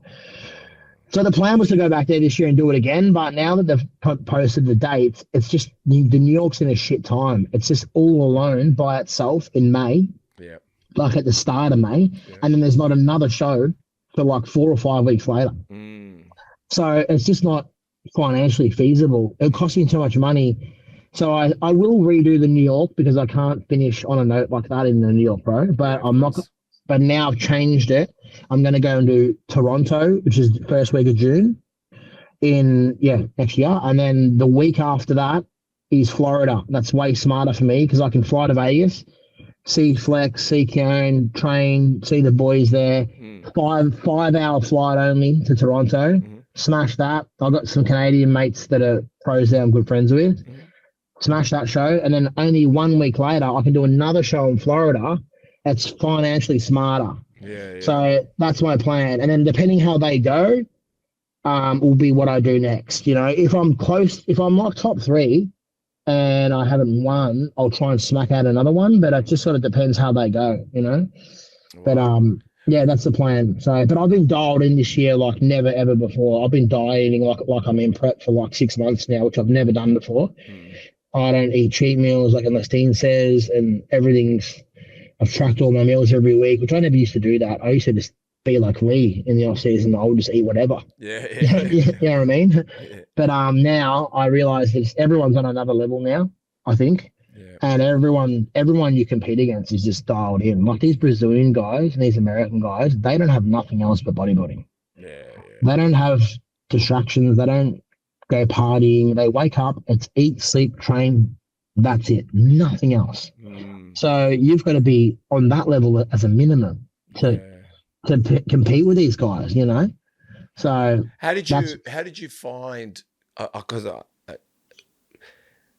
doing what you did at New York, but in the back of your mind, you're losing your family and shit's happening, and there's been a build up to that. That didn't just happen overnight. How did you not crumble then? How did you not? That was another reason why me and Patrick had a chat about it. He goes, "What do you want to do?" Because when the divorce happened, it was 2 weeks. 2 weeks into my New York Pro Prep, I rang him. I said, "I'm done." I left there 3 times, so it wasn't. He knew all about this for years. I left there 3 times for 6 months, 12 months, 3 months, and this was the 4th time. And I just said, "What was happening in the relationship? Why did it take so many times, and why?" Well, I just come back from my children, to be honest. I'm just going to plug my phone in charge. Yeah. I just come back to my children. Obviously, got 3 kids. But just too much arguing, man. Like, she used to love bodybuilding, and now she just doesn't even train anymore, you know? Yeah. Like, she just completely changed. I'm not going to sit there and rag. I know she's a great mum, but she wanted to date a bodybuilder when we were younger. We competed together. At first 3 show, you know, when I won the FitX, she won a 50-girl lineup. 50 girls. Wow. Her first show, she won that lineup, and I won novice. She won hers, and they did an article on us in the paper. There's a photo. I'm holding her up like this, and she's laying bikini, and I'm bodybuilder. It says "Power Couple Wins FitX." That was us. We were the bodybuilding couple, you know. And then we had Levi. She started drifting away a little bit more from bodybuilding. Then once the daughters come, she never wanted to train ever again. And then she just started changing. Like, look, the twins are really hard. Yeah. She was just angry every day, full fighting 24/7, yelling at me, and I just couldn't hang around anymore and be screamed at every single day. I thought, it's not even good for my children to watch this as a dynamic growing up. They can't be around parents, and she's just yelling at me every single day, and I just couldn't. I was like, fuck this, man. I'm out of here, bro. Like, I've done everything 4 times back and forth, wasted hundreds of $1,000s on lawyers, selling houses, buying another house for her, paying 2 houses at once for a year and a half because we're separated. Like, I wasted so much money. I just had enough. Yeah. And Patrick said, "What do you want to do?" Like, I said, and then I thought, if I quit, bro, I'm going to be worse than ever. I'm going to go off the rails. Whoa. You know what I mean? Oh, yeah. I was like, I need the distraction because I was rock bottom then. That second week, I was rock bottom in life. I'm like, this is it for sure. I'm not going to see my kids all the time. And then I said, I can't quit. I can't, because I'm going to go nuts. I'm really in a bad mental spot. I need bodybuilding. He goes, all right, but just know I'm going to, he said something like, I'm going to fucking annihilate you. like I'm not going to go soft on you. He practically said, I'm not going to go soft on you. Like, Patrick's very hardcore. And I said, all right. So then I just needed bodybuilding, bro. I needed it. Every day I prepped. I went to gym. I did my cardio. And I just needed that distraction because it would block me from what was going on in my real life. Yeah. But then every now and then I would have a moment where it hit me. Like I get to America one day and then I had a bit of an emotional moment when I was there, realizing that, fuck, what was going on in my real life behind the social media life, you know? Yeah. But I was pretty open with it. Like, everyone knew about it. I publicly spoke about it. But yeah, it was hard. That was the worst prep of my life. Yeah. And I always had, to be honest, I've always had pretty good preps. Like the Olympia prep was physically hard, but that's how it should be. My life was fine though. My life was good. Yeah. Every prep, I've never been sick. I've never had an injury. Every prep's been perfect. That one last year was hell on earth. Divorce and infections. Divorce and infections, like what? And then I get to Vegas and that shit happens. Like, can you believe? I just couldn't. All my mates said, "Oh my god, bro, you've had the worst prep." And they all said the same thing. The fact you can see this out, every other prep's going to feel like a holiday camp compared to that. So now I'm in a pretty good spot with her now. Like, I had to pay her a bunch of money, which physically killed me, to be honest. That was another reason why I couldn't compete this year, because of the amount of money I had to pay her. Yeah, I literally couldn't afford to go traveling while doing all the lawyer bills and separate. Who would properly finally separate her on paper with lawyers this time, paid all the money. So, but now we get along pretty good. I see the kids. I have the kids all day every Saturday, and I have Wednesday afternoons, which is not a lot, but I work a lot too. So, yeah. and we get along pretty sweet. Like I just got her a puppy yesterday, and from my mum and dad, but it was a $3,000 dog, and like, what dog was it, man? Little sausage dog. Yeah, so I do, and we have times where we go for breakfast. And we'll do the drop off, and she'll come in, and we have breakfast together. Okay. So it's a better, and I'm just hoping next year this stays the same, that our relationship's good, and then I'm not going to have that stress hormone, like cortisol level crazy high, because I'm just going to be single. I'm staying single, so no distractions. You know what I mean? Yeah. And I'm just focusing on. I've even changed my career more. I'm selling half my truck, so I don't have as much truck stress. Yeah. Because when you have a big fleet, like when I had a fleet of 11 trucks, bro, you got to break down every second day. Drivers quitting, it's never-ending stress. But if I go back to 3, I'm going to go back to 3. Okay. I've got 8 now. I'm going back to 3. It's going to be cruisy for me. And then I'm just focusing on online coaching, which is conducive to my bodybuilding. That the lifestyle suits. Online coaching is perfect because you can just do your check-ins, you can go train. No one's telling you can't train. Yeah, of course. You can everything's perfect. It's conducive. Yeah. And then the better bodybuilder you become, the more clients you tend to get. So yeah, of course. I plan on having a good year next year. Well, hopefully that's my plan. So that's why I'm setting everything back up now to live like I was in 2019. 2019, I only had 4 trucks and I had 100 online clients. And that was when I was the best bodybuilder. Yeah. Because the truck stress wasn't much. They were easy to manage. Yeah. And then online was killing it. And then I was just bodybuilding every day, eat, sleep, train. Sometimes I was training twice a day. And your sleep is so much better when you don't have a fucking alarm to wake up to. Like, I cannot tell you how much better your physique looks when I just wake up naturally. Yeah, it's much better. I don't wake up with an alarm clock, thankfully. Yeah, like I'll wake up at 6 o'clock naturally, but like when you're driving a truck, man, I'd have to wake up at 3, sometimes 2:30 in the morning to drive a truck. Do you drive trucks at all? Still drive? Not yet. I've stopped it. When I said to my dad, I'm burning the bridges. Like I've told all the other the companies I subcontracted, I'm no longer driving. Because I'm going all in on the bodybuilding, because it's the only way I know I can get to this level. And I'm better than I've ever been right now. And that's because I've gone all in. And I just have to make sure the coaching makes enough to soften the blow of me not driving the trucks. Of course. Like I probably make an extra 10 to 12 grand a month driving a truck. Yeah. So I need to make that money back coaching, and then it makes no financial effect to my life. Well, you've got to find the balance. But like you said, if you're going to focus, you've got to, like I said, you've got to take something away. But at the same time, you know yourself, you're running a company. And if you get on the tools, you're taking away the mindset of running a business. You're in the business too much. You're working in the business. Yeah, I know. But when I had the lawyer bills last year, start of this year, you had to wait. I had no choice, man. The bills were too big. And I had drivers down. I was lost drivers at the same time. When it's raining, it's pouring, right? I had 3 drivers quit at the same time, just to make it even worse. I had to drive, man. Otherwise, the business was going to go under. Yeah. So, but finally, everything's sort of clicking along pretty sweet now, and I'm setting my whole new life up. I'm even downgrading my house. I move out this Friday because I'm in a really big. I'm in the house that we're in together as a family. Yeah. I'm moving out of this huge house because it's a waste of money, and I'm moving into a house where it's $800 a week cheaper than rent. Yeah.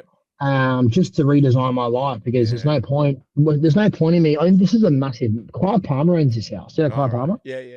Yeah, it's just a waste of money. Like, but I'm redesigning. Whereabouts in Queensland are you? Paradise Point, Southern Island. Oh yeah, I know Paradise Point because Yeah. I come up there often, and what's the area nearby where I got some fish and chips nearby? Oh no, I got chicken and chips. Oh, Charis. Charis, Yeah.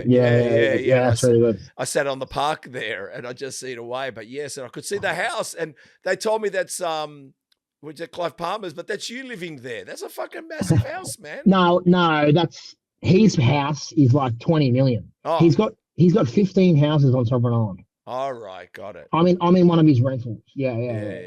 This house is like 4 million, which is still insane. 4.4, I think it is. Yeah. But his house is like 20 million. He's got a helicopter pad on his roof and everything. Yeah, crazy. Oh man, but we lived in this as a family. That's the only reason why I'm here.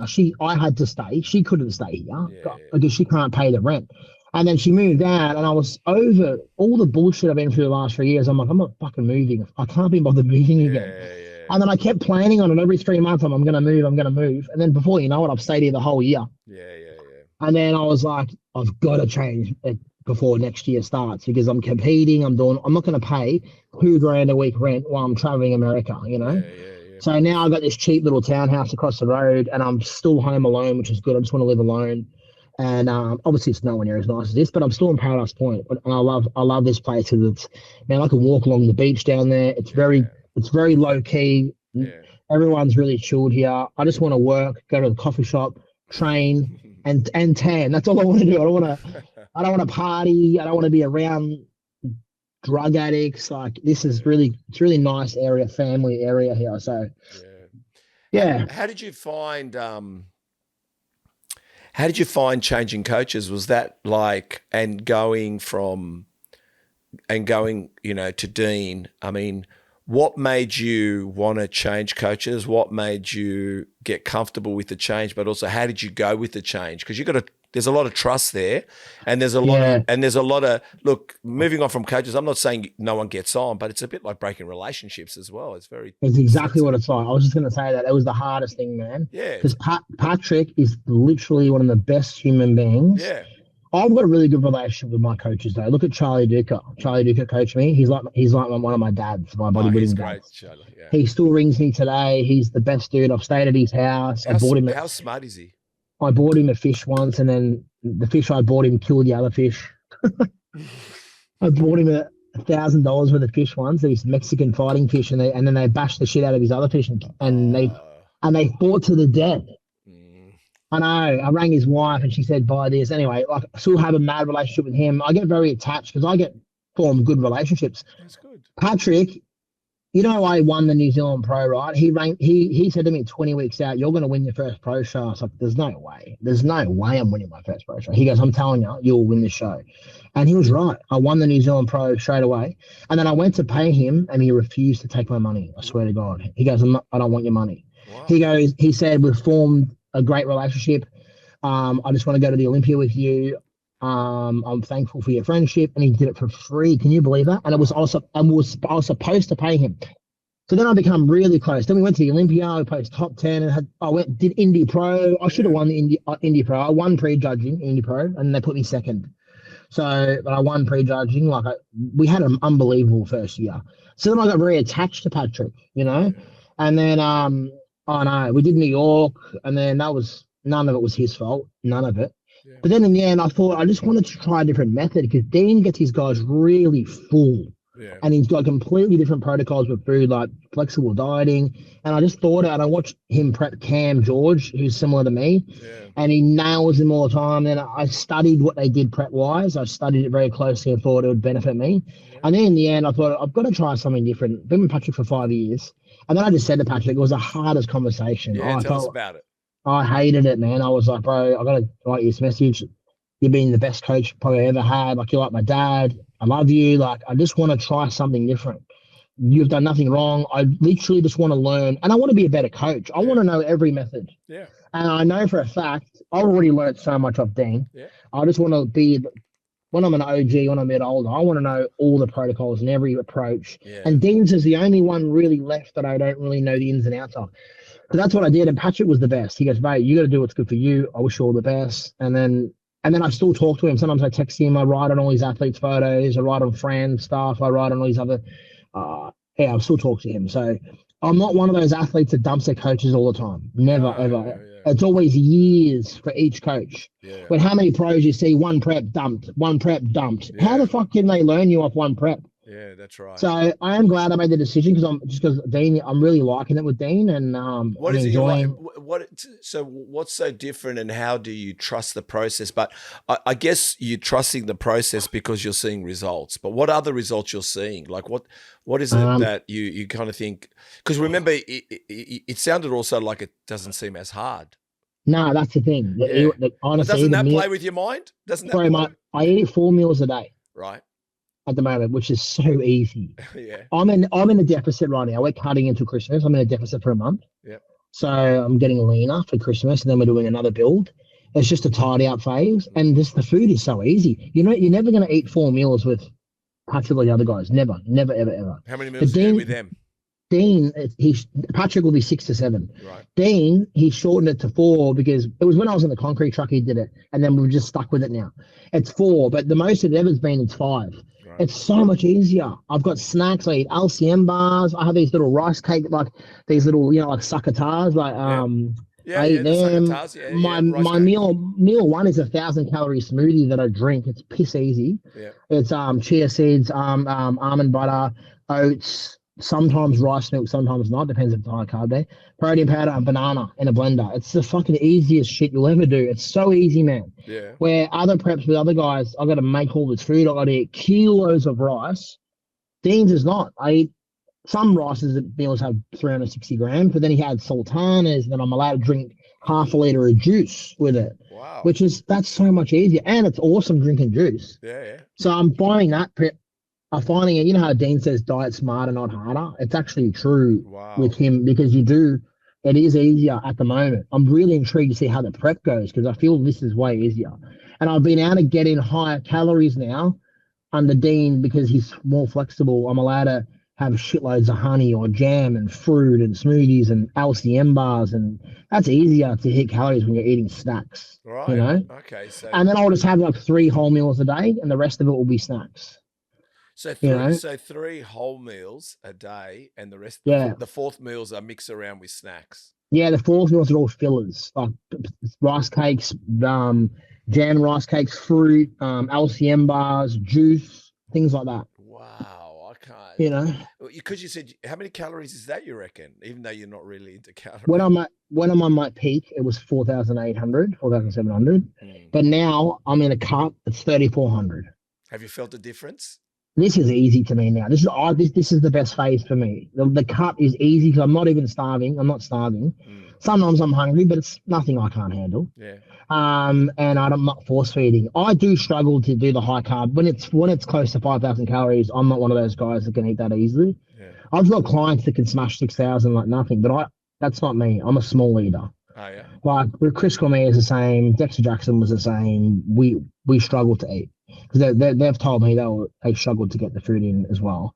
I do struggle. Like with Dean, even with Dean's fun diet, sometimes I'm up till 1 o'clock in the morning.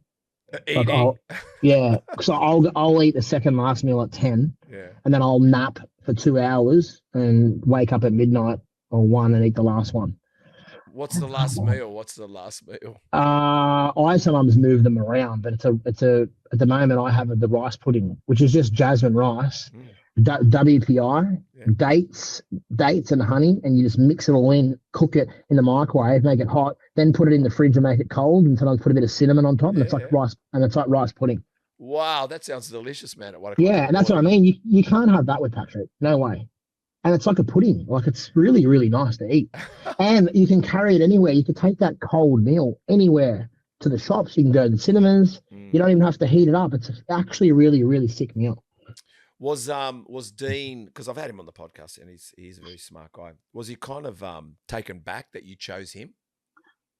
Yeah, I don't think yeah, I don't think he ever expected that because I was always public enemy number one to his team. Yeah. I was always public enemy number one. Man, I went against Dean's guys for like 5 or 6 years straight. Yeah.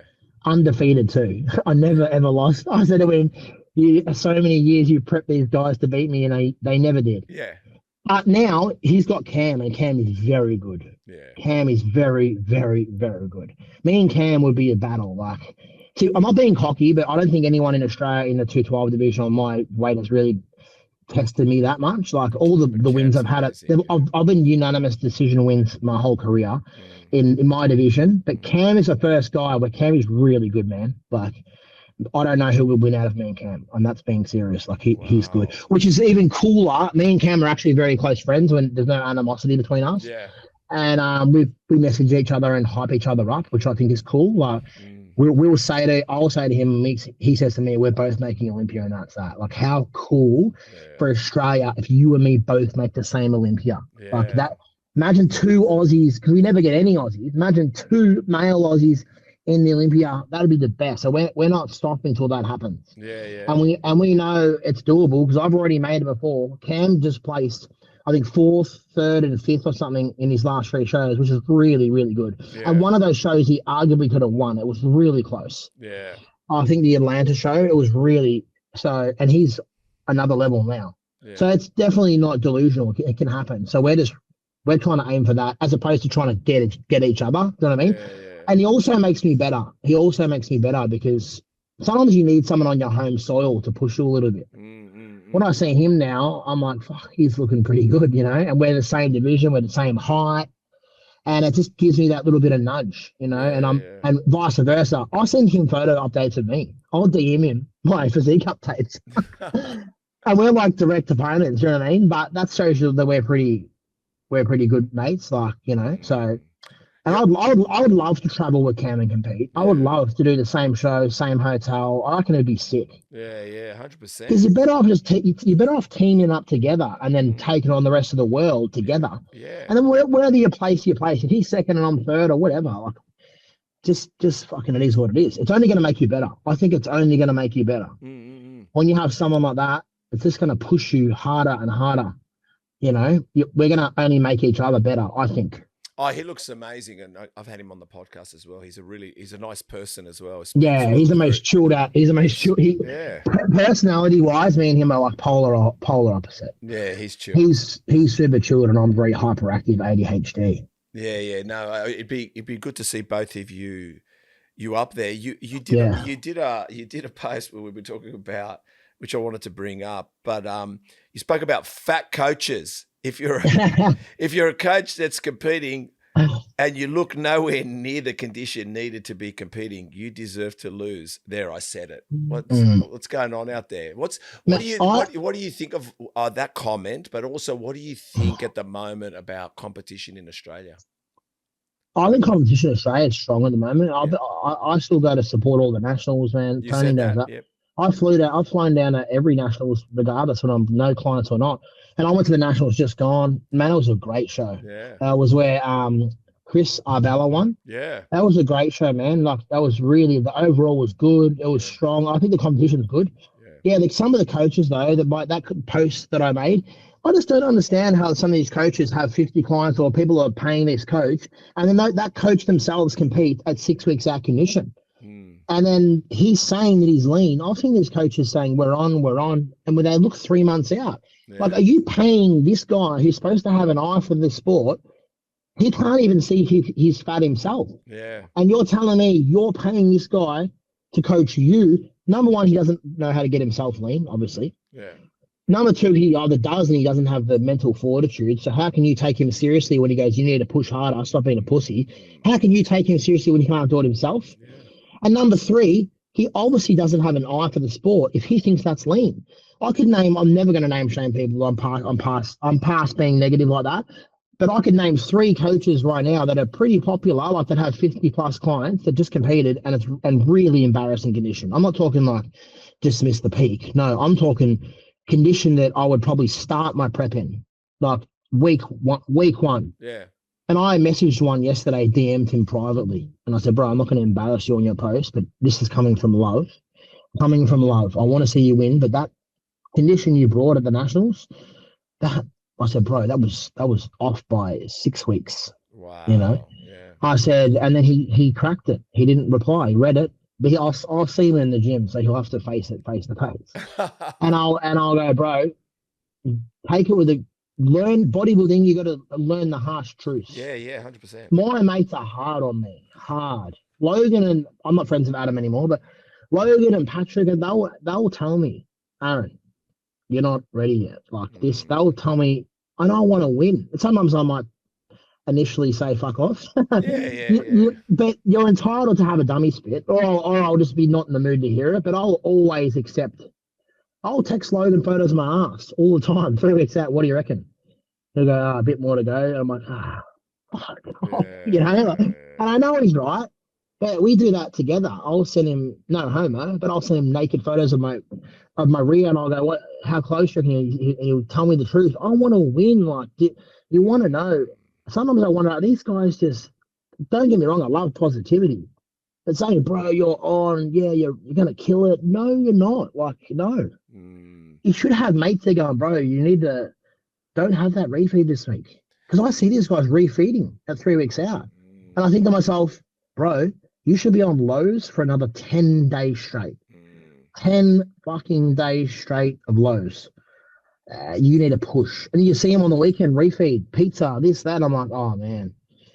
It just makes me wonder. I just can't believe people paying those coaches. Like, do they have eyes? Like, yeah, I don't know what. I think you're right. Look at Dean. Look at Dean. How shredded was Dean when he competed? Peeled.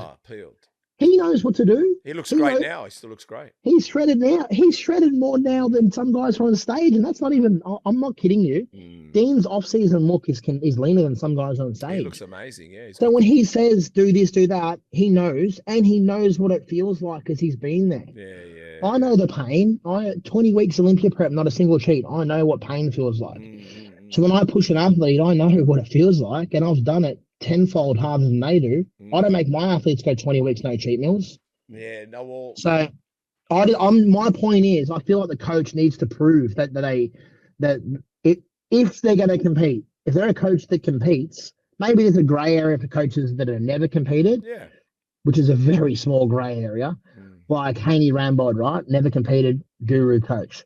But these coaches that I'm talking about, they did the Nationals just gone. 2 of them did the Nationals, and they were so far off. I was sitting there going, oh my God, like, wow. You're way off, bro. Like, and then they're all around each other, bro. You're gonna dominate. I'm like, what? Like, wow. You won't be in the first call out, and that was the case for both of them. They weren't in the first call out, and then I felt like saying, did you honestly believe that you can't win a pro card in 2025 without shredded glutes? Yeah. Unfortunately, everyone's shredded now. Look at Dashi that won the classic card, right? Oh yeah. And then look Arbella. Chris Arbella wasn't shredded in the glutes, but unbelievable structure. The only reason he's the only person that could get away with it because he's got freaky structure. He does. Small waist, huge back, really rare genetics. That's the only reason he can get away with not getting shredded glutes. Yep. He's the only, I would say, like, what do you call it? Like, only person I can think that can get away with it. Yeah, he's got a beautiful hourglass look, doesn't he?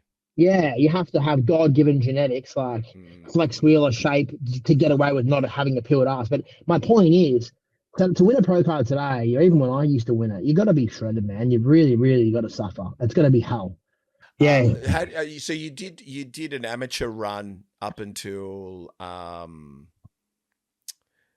2000. My pro card. Yeah, before your pro card. Do you think people are like? How did you feel about? Because I've spoken to many bodybuilders in the past, right? Talking about Justin Wessels. I'm talking about like everyone, and everyone really embraced their amateur run and doing competitions before pro cards. Yourself, I'm assuming yourself too. Do you think people aren't exhausting amateur level and focusing too much and they're giving out pro cards too quickly? What do you think about all this going on? I think that's a great point that you pointed that out. And I can tell you right now, you're absolutely right. because I could take back then when I was competing, right? Yeah. I won the first 4 shows in a row, right? And then I realized I'm gonna. They were talking about me becoming pro my second year. Yeah. I was like, holy shit, I might have a fucking career out of this game. And I never give a shit about. I didn't want to be pro then because I was like, I'm 80 kilos for one. I'm not big enough. Yeah. I was like, I want to win every show in Australia, every single show. And that was my goal. And I said it openly. And I was then, those years, I was just doing the FedEx shows and early in the year, not doing the nationals. And then everyone would talk shit. Oh, he's won FedEx, he's won this, he's won Queensland, but he hasn't won a nationals. And then I go, all right, I'll do a nationals then. Because that back in the FedEx times, you do FedEx and then Australasia's after that, which is practically a nationals. It's just a different name. Yeah. And people would say, oh, he's won Australasia, he hasn't won a national. So I just wanted to shut mouths up. So I went around every year for 3 or 4 years straight, and I won all of them. I won like 4 Mr. Australias, 3 or 4 Australasias. I was undefeated in all of them, to be honest. Yeah. I think I won like 7 Queenslands in a row. I did FedEx until it became an Arnold, and then I won an Arnold. And I wasn't trying to win a pro card. And then I accidentally almost won a pro card at the Arnold. Yeah. I wasn't trying to win the Arnold overall, not by any means. Me and Logan were like, let's just fucking get a gold medal in the Arnold, right? Yeah. So I was over 80 supposed to be, but then Logan goes, let's not eat for 48 hours and see if you can get under 80, because no one will ever beat you if you get under 80. You'll get guaranteed a gold medal. Yeah. And you'll meet Arnie. And I'm like, bro, 2 days no food. So we fasted. I had no food. Man, that was hell. Yeah. I got on the scale at 80.04. I was 400 grams or 300 grams over, but I had a socks and a t-shirt and jocks on. And then the judge goes, you've got 400 grams worth of clothing on, and put me in the under 80 class. Ooh. I was like on the dot. I was on the limit, and that was fasting for 2 days. Yeah. And then it was a night and day. I annihilated that lineup. I was unanimous decision. And then I went in the overall, and I was just mucking around. I wasn't taking it seriously. If you watch the footage, I'm running off the side of the stage, getting selfies with Arnold, like in the overall. Yeah. And then I didn't realize I was runner-up in the overall. Wow. And I only lost the overall by like a couple of points. Then the judges walked off after, and they said, mate, you almost won that overall. And Atif Anwar won it. Remember Atif? Yep. He was 117 kilos and I was 81. Wow. So I almost won the Arnold, and that was not. I wasn't trying to win an Arnold, and I was like, oh, I'm gonna have a good career here.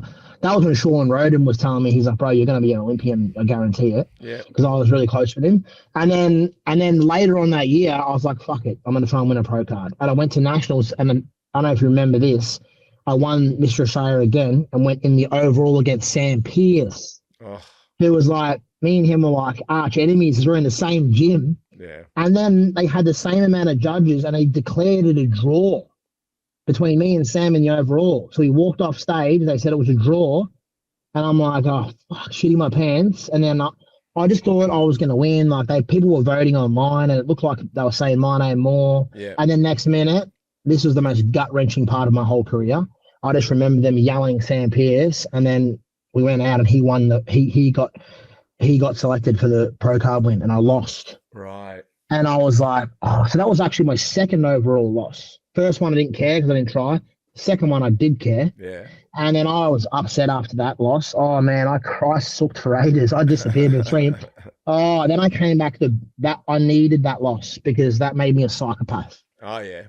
After that loss, man, that whole off season, I was just like possessed. Yeah. And then I was like, that's it. I'm coming back next year on another level. And then I just come back. All my pro card win, I was the best I ever was. Wow. And then that overall was unanimous. I won unanimous decision. It wasn't even close. It was me, Chris Cavalos, and some other guy. It was just a night and day win. Yeah. So then I won in 17. And then you got your pro card. But you were enjoying the amateur time, and you were making decisions to not get it because you knew there was more in you. Is that right? Yeah, I wanted to become legitimately ready to win a pro show. And when I won my pro card, I could have went into a pro show straight away. I was supposed to 4 months later. But then the opportunity came to buy a house, and I put every single dollar, plus I borrowed like 80 grand off my dad to buy this house, and I was broke. So then I said to my coach, I'm going to need the year off because I'm broke. And then I bought this house, which was a good decision because then I'm making $500,000 on that house. And I had that year off only for a financial reason. And then I came back in 19 and did the NZ Pro, and I won that pro against Justin Whistles. Wow. And Justin Wessel was and Justin Wessels was like one of my heroes. Yeah, like, I was gonna say. I must admit, when he announced he was doing the show, I was petrified, man. I was like, because when it's overseas guys, you don't know them, so who cares? They don't care if it's Mr. Olympia, you don't really care, right? Because it was a home hero, and I used to look up to him a lot, and he's the most shredded human being in Australia, and he was undefeated on Australian shores. He'd never been beaten by an Australian. I'm the first and only person in Australia to ever beat Justin. Wow. Up till that point, because he went to the Arnold Open the week after and lost to someone, but I was the first ever Aussie to beat him. And I remember Charlie coached me for that, and he's like, mate, we're going to have to suffer on a whole new level. You're going to have to get, he's like, you're going to have to get within 10% condition of him. Otherwise, and you'll beat him on structure and muscle bellies. Otherwise, he's going to beat you because he's so inside out. So that was another hell prep, that New Zealand one. I just pushed and pushed and pushed, thinking about how lean he gets. And I was first and he was second. I feel a bit bad because that was his farewell show. And he would have made the Olympia if it wasn't for me. No. And I feel, because I watched a podcast where he said that. He's like, I was just going to do my last hurrah. I was going to do that show, hopefully go out in Olympia and then retire. He goes, but I got beaten by Aaron Pilates, because Logan sent me the interview and I felt so bad. I was like, because I really like Justin, but he's a great guy. He's a great role model, psychopath, like when it comes to, man, not many guys in today, not to hang on the current generation, but not many guys have Justin's fucking mentality, man. No, they don't. Justin is like a savage, bro. Like, he's do or die. He's getting shredded and no other option. You never, ever, ever, ever in Justin's entire, have you ever seen Justin not shredded? No. He just keeps, if you listen to him, he'll just keep doing more and more cardio to the point where if he has to do 3 hours a day, he's doing 3 hours a day. 100%. And he'll go zero carbs. And he goes until he physically reaches the condition he needs to reach. There's no emotion. He doesn't care. It's that or death. Like, Justin is crazy. And then not many guys have that mentality today. You know, and they have it easier than ever because they got drugs, retatrutide and this and that and peptides, and he never had none of that. His was just hard work, treadmill, and starving himself. That's how he got shredded. He did the hard yards. But what do you think? I mean, even he said he wouldn't accept a pro card till he felt he was ready. I think he got his pro card when he was 40. Yeah, so he was like me. I knew I could have won it earlier. Of course I could have won it earlier. But I was like, no, I want to make the Olympia. But what is it about everyone now? Everyone and the way they hand out pro cards and people just social media. Social media. It's all about social media. It's all edification, is it? Is that what it is? It's all I'm fucking got. I have to be pro on my body bio. Everyone just cares about the social media aspect when it's so different now, man. Yeah. I always said before I won it, I was like, the pro card will find me. I won't need to beg for it. I'll just keep winning and winning and winning because I was having fun winning as an amateur. Yeah. It's fun. It's fun winning when you win nonstop. Yeah. It's fun. Don't you think they're taking that away from themselves? Don't you think they're all taking that away by accepting the pro card too early? I think they are, for sure. Because then they say, I'll have a couple of years off. That never comes to fruition, man. How many guys you see, I'll have a few years off and I'll grow? No. It's always the best ones that win the card and compete straight away. And then they're competitive. Those guys, if they're in the first 2 call-outs in their first show, then they're going to be competitive. Yeah. You know? But I don't know why guys are that way. I think it's because of social media, but, you know, and how many guys in Australia are competitive straight away? Well, not many. Not many are winning. I think even, what's his name? Gahari. Ethan Gahari in Classic. What's that? Ethan Gahari. Yeah. Classic. Yeah. Ethan. Yeah. He's making the Olympia. He's classic, but he's one of the hardest working bodybuilders in Australia. He is one of the hardest working. Man, he lives and breathes it. He's dieting year round. So he deserves every bit of respect he gets. Well, He won 2 shows to make the Olympia. 2 he had to win, yeah. which that's pretty hard, man. Like, yeah, Ethan's having an amazing year. He's doing Arnold's Columbus. Yeah. He looks, mate. Yeah. No. It's amazing. He's doing next year He's doing No, we've got a few. Arnold's. We've got a few good classic. He's doing Arnold's next year. Yeah, we've got a few good classic guys, to be honest. Yeah, we do. There's him. Amazing. Even Callum's pretty good, like good shape. And then there's what's the guy in Perth that Dean preps? Oh, I can't believe I forgot his name right now. He's got a huge back. Darcy? Dash? No, not Dashy. No, him. Dean preps him. I can't believe I've forgotten his name. He's got a huge back, man. Crazy back. He was top 3 in his last pro show, I think. Wow. No, I think he was second. Really? I think we'll have a couple of classic Olympians next year. I think so. Well, look, Grant Mayer from Nutrition Warehouse said you want to be an outstanding amateur than an average pro. So you want to be able to go as hard as you can.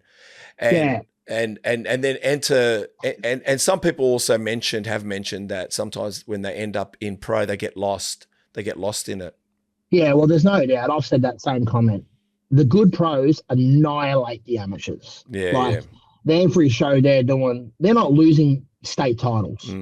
State titles are just a warm-up walk in the park. Good pros annihilate the Queenslands.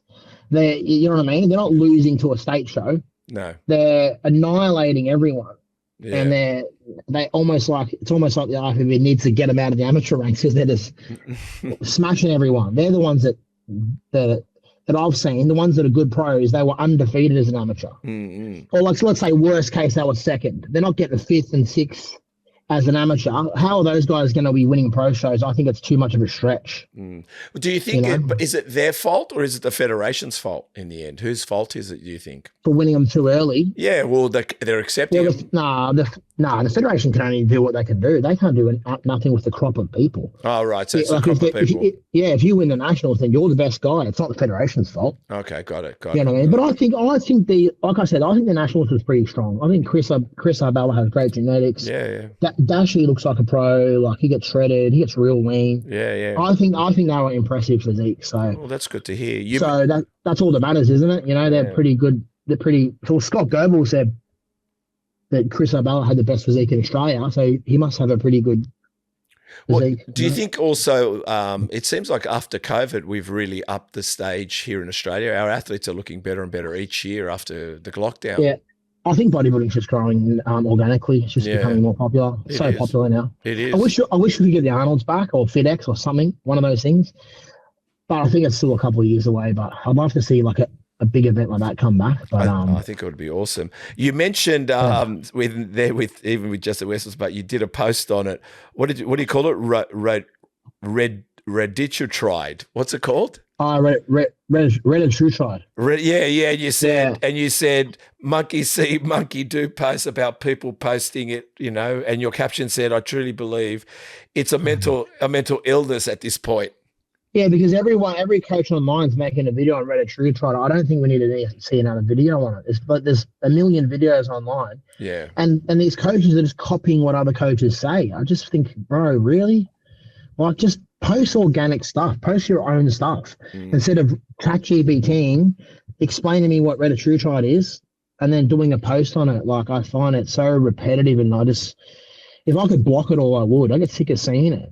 Do you ever do you feel that coaches now are just, or not coaches or athletes or whoever they are, they're just looking at the For You page or copying something and then they imitate, like, even if it's all right, 2 questions. Don't you think they're just copying their coaches or copying another coach to act like they know what they're doing? And also, don't you think it's a bit risky the way some of these young guys are talking about gear online, like freely? Oh, I hate the gear talk for one. How bad's that? How bad is that? I absolutely hate it, but I'm old school. I'd just rather not talk about it. But and I think the other coaches are just talking about shit that's going viral. Yeah. So they know that Reditritride videos are going viral. So that's why they'll just talk about anything that's going viral. And some of them 100% are ChatGPT information. So and that I just find that this didn't exist 5 years ago. It didn't exist. Yeah.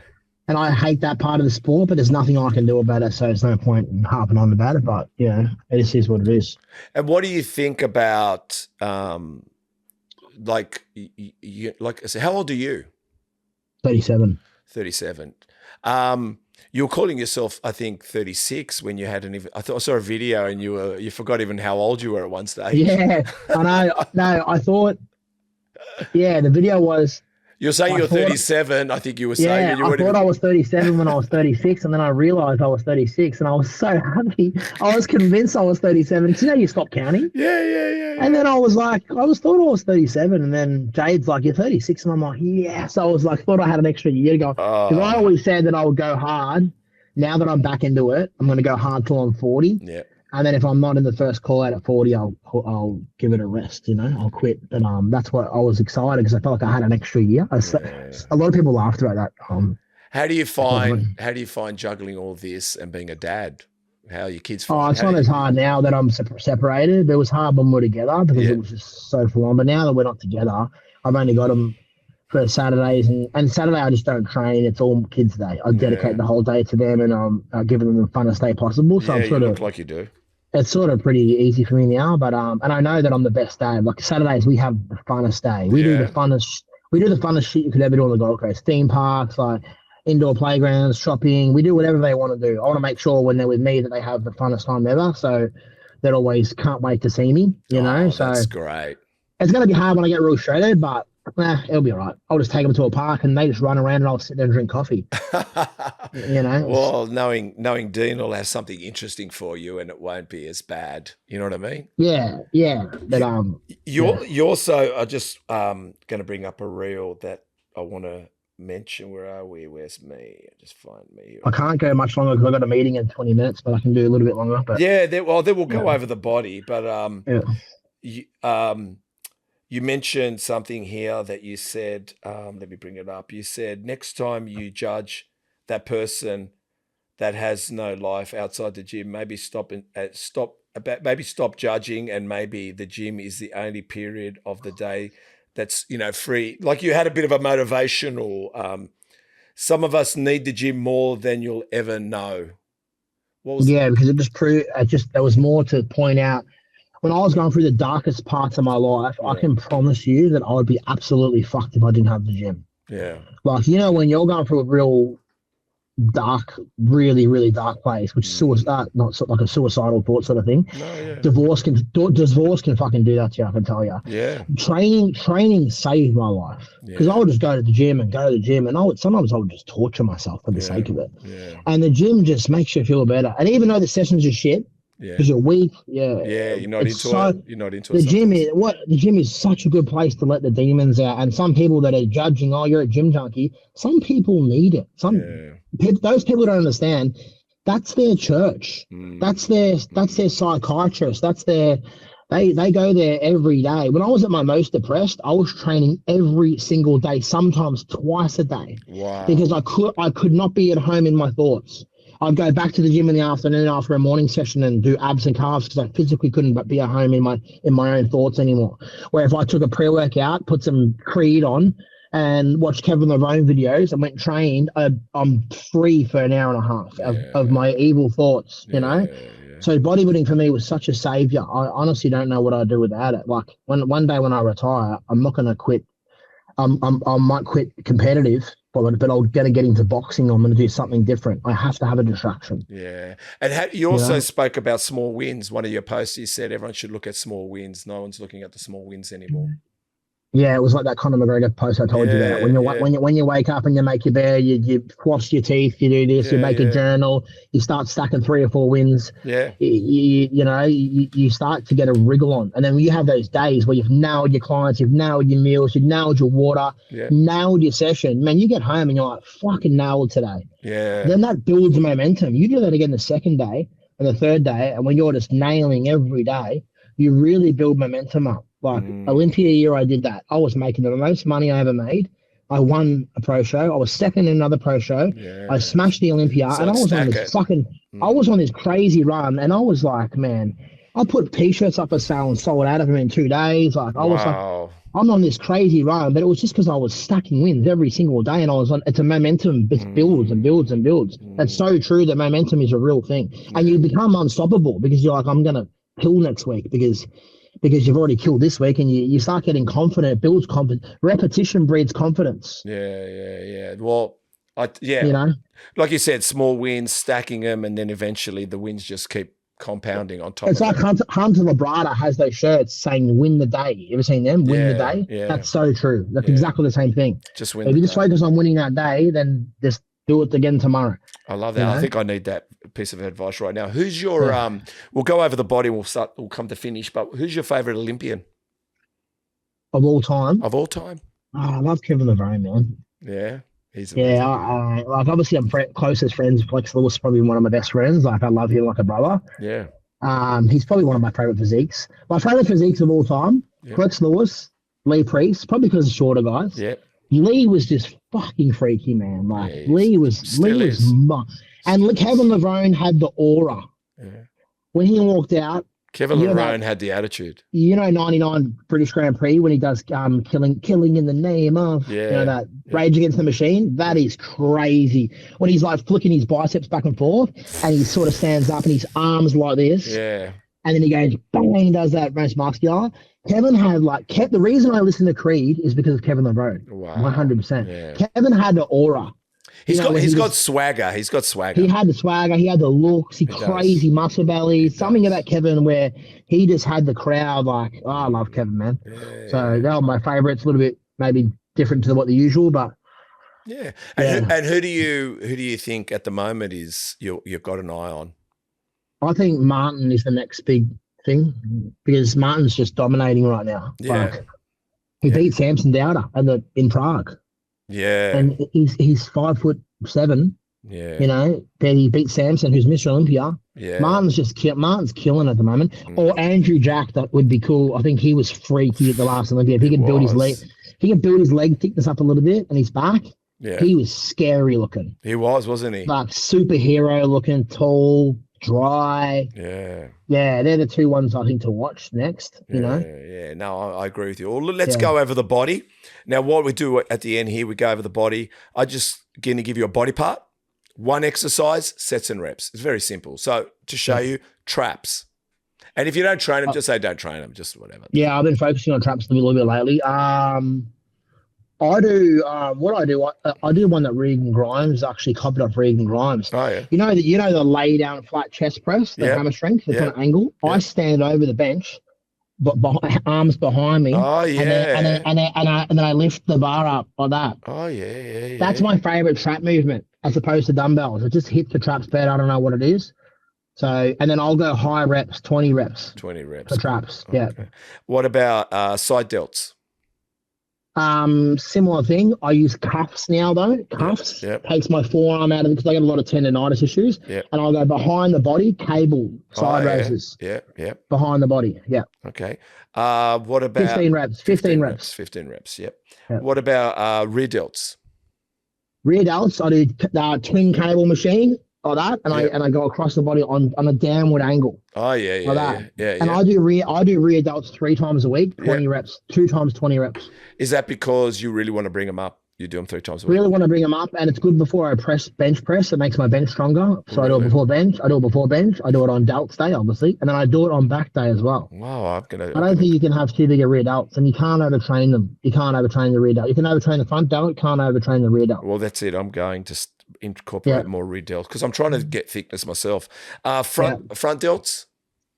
I don't really train the front delt. I don't physically do front raises. So I guess they get trained on the shoulder press. That's it. Yeah, okay. And when I go shoulder press, I go heavy. I don't go light reps. So I go heavy and short, so 8 to 10 reps. But I don't physically do no front raises whatsoever. Okay. What about back?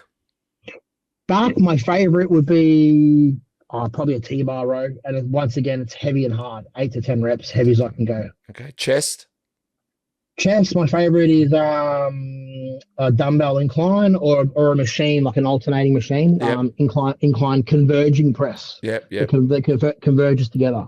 How many reps? 8 to 10, heavy.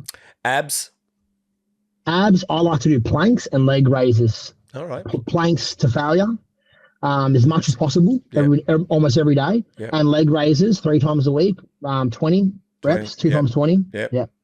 Bicep. Biceps, I like to do 45-degree cable curl. So like I stand in front of the cable machine with my arms back and Yep. curl like this. Great arms. Yeah. Okay. Yeah, How many yeah. reps? 12. Tricep. Triceps, I like to do like dumbbell extensions, Yep. this, Yep. or I go a closed grip stand the Smith machine, Yep. and heavy, 8 to 10 on a closed grip standing press. Wow. Okay. Good. How Yeah, many reps there? 8 to 10 heavy. All right. Yeah, Not that many people train. You probably don't. Forearms. I don't train forearms. Yep. Yeah, You I got big haven't, ones and anyway. I got thick forearms too. Oh, Like, you do, man. I do. I yeah, can see it. because when I do it, I get fucking issues when it gives me like issues with my tendonitis and it affects the rest of my training, so I Yeah. don't tend to do it. Yeah. Yeah. Quads. Quads, my favorite is pendulum. Ah, pendulum. I Yeah. just think it's the humbler. Makes you look weak. It's It fucking does. hard. It does. It smashes my quads. It's sweet on my back. It It's doesn't like fuck my body up. It's like skydiving. It's like Yeah, it you have makes to take a everyone look leap. weak. Yeah, it does, doesn't it? But I like the pendulum, man. Yeah, Okay. How many reps there? 8 to 10 heavy. Hamstring. Hamstring, boring. Probably my most strongest body part. I reckon the seated hamstring is the best. And my favorite to do, and that is double 1.5. See if it's the 1.5, so you pull it in, let it out half, pull it in, Oh, then let it out. yeah. Yeah, and then go 10 reps to that. I like that sort of movement on a hamstring. Nice. Glutes. Glutes, RDLs. RDLs or glute ham race. Glute ham race machine. Oh, yeah. And I'll just go body weight or a 20-kilo plate Okay. for 10 reps on that. Yep. Calves. Calves, I do 3 times a week at the moment. And once again, I go higher reps with calves, 20 reps. Mm-hmm. I like the seated calf raise the best, to be honest. I found having it at eccentric, holding down low, letting it stretch out. I heard that from Jay Cutler. He was talking about calf at all. Nah, never in my life. No way. I get tight tibialis when I do cardio. I see guys train. That's the worst thing I could ever do. I train. I get tight tibialis when I do cardio. Really? And I don't want to make it worse. You know, like, no, I don't train that. No. All right. Okay. Well, time to promote yourself. Where can they find you? Just on my Instagram page, which is just my name, Aaron Pilates, at Instagram, and I've got links in my bio. You can fill out a form, and we can pencil in a phone call if you want coaching, or just DM me. That sounds awesome, man. Look, I just wanted to say thank you so much, bro. It's a challenging day for us today to talk about a lot of things, but thank you so much. I really appreciate it. No worries, man. Thanks for having me on. Oh, you're welcome. Hey, guys, another podcast done with another wonderful guest. They're all greats, no matter who they are. To continue what we're doing and bring in the very best, if you could subscribe, hit the notification bell, press like, it only helps us to grow this channel even further and continue watching us here on YouTube or listening to us here on Spotify.